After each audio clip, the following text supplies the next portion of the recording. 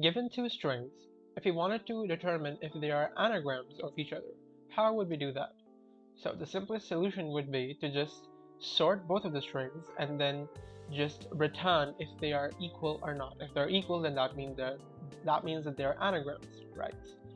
To make this a lot faster, we can use the built-in hash tables in Python, also called as dictionaries. So the process basically is that we will construct frequency tables out of both strings.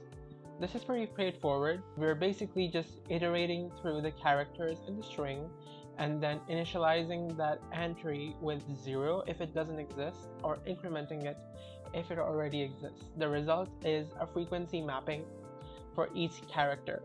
And then we will simply construct frequency tables out of both strings, and then we will simply check if both of these tables are equal to each other.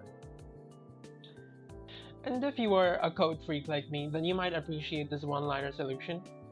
Here we are using the built-in counter function from the collections module, which is doing the same thing as the hash table approach. The counter function will automatically create you a frequency table using your string. And then we're doing basically the same thing in just one line.